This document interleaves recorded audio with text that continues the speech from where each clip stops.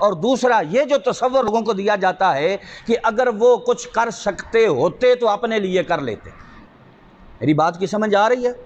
اگر وہ مددگار ہوتے، آپ کہتے ہو یا علی مدد، اگر علی مددگار ہوتے تو اپنے بیٹے کی مدد کر لیتے۔ اگر رسول اللہ مدد کر سکتے معاذ اللہ استغفر اللہ تو اپنے نواسے کی مدد کر لیتے۔ اس طرح بھی لوگوں کو بڑا گمراہ کیا جاتا ہے کہ کربلا میں نہ حضور نے مدد کی نہ علی المرتضیٰ نے مدد کی، جب نہ حضور نے مدد کی نہ علی المرتضیٰ نے مدد کی تو آپ کہتے ہو یا رسول اللہ مدد، آپ کہتے ہو یا علی مدد۔ تو انہوں نے اپنے نواسے کی مدد کی نہیں، اپنے بیٹے کی مدد کی نہیں، تو آپ کی مدد کیسے کریں گے؟ اسی لیے صرف یا اللہ مدد، صرف یا اللہ فقط کہتے ہیں یا اللہ مدد۔ اب قرآن و حدیث سے اگر اس پر دلائل دیے جائیں تو کثیر تعداد میں، بلکہ کل والے سبق میں بھی آپ نے پڑھا تھا نا جی، کل والے سبق میں آپ نے پڑھا تھا نا۔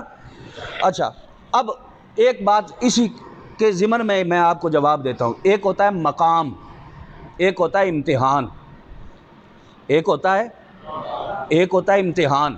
مقام اور شے ہے، امتحان اور شے ہے۔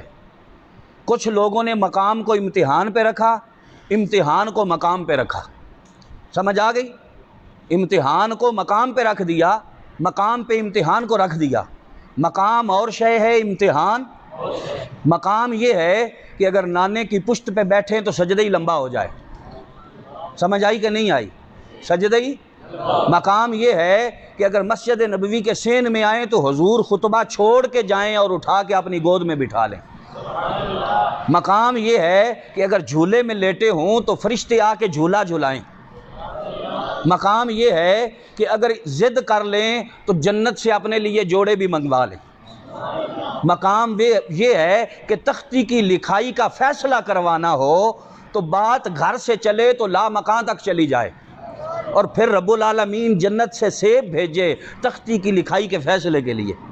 مقام یہ ہے کہ اگر نانے سے آ کے ہرنی کا بچہ طلب کریں تو ہرنی کو جو بچے کو دودھ پلا رہی ہے اسے اپنا بیٹا دربار مصطفیٰ میں پیش کرنا پڑے، حضور کی بارگاہ میں پیش کرنا پڑے۔ بھائی مقام اور شے ہے، امتحان اور شے ہے۔ امتحان کے وقت نقل انہیں مروائی جاتی ہے، آسانیاں ان کے لیے تلاش کی جاتی ہیں، بوٹی ان کو دکھائی جاتی ہے، پیپر آؤٹ ان کے لیے کروایا جاتا ہے، یہ سہولتیں ان کو دی جاتی ہیں جن کی تیاری میں شک ہو، جن کی قابلیت میں شک ہو، جن کی ذہانت میں شک ہو۔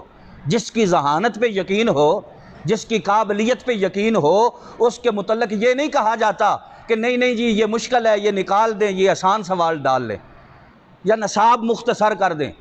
نصاب مختصر ان کے لیے کروایا جاتا ہے کہ جن کی تیاری اچھی نہ کروائی ہو، جنہیں پورے کا پورا نصاب پڑھایا گیا ہو، پھر حفظ کروایا گیا ہو، پھر اس پہ پریکٹیکل کروایا گیا ہو، پھر اسے اچھی طرح یاد کروایا گیا ہو۔ ان کے متعلق یہ نہیں کہا جاتا کہ یہ مشکل سوال نکال دیں، یہ آسان ڈال دیں، اس چیپٹر سے نہ ڈالیں، اس چیپٹر سے ڈال لیں، اس سبق سے نہ ڈالیں، اس سے ڈال لیں، بلکہ ان کے متعلق کہا جاتا ہے کہ تو سوال کرتا یا یہ جواب دیتا جائے گا۔ اگر تیرا بڑا سوال آ گیا تو یہ غازی عباس کو پیش کر دے گا، اگر کوئی درمیانہ سوال آ گیا تو علی اکبر کو پیش کر دے گا، اگر چھوٹا سوال آ گیا تو علی اصغر کو پیش کر دے گا۔ تو جتنے امتحان لیتا جائے گا میرا حسین اتنے امتحان دیتا جائے گا۔ قاسم و عباس دے کے وی نہ سید ہاریا، تیرا دتا تینوں دتا تیرے اتوں واریا۔ پھر بھی کیا کہتے رہے کہ مولا تیرا دتا تینوں دتا تیرے اتوں۔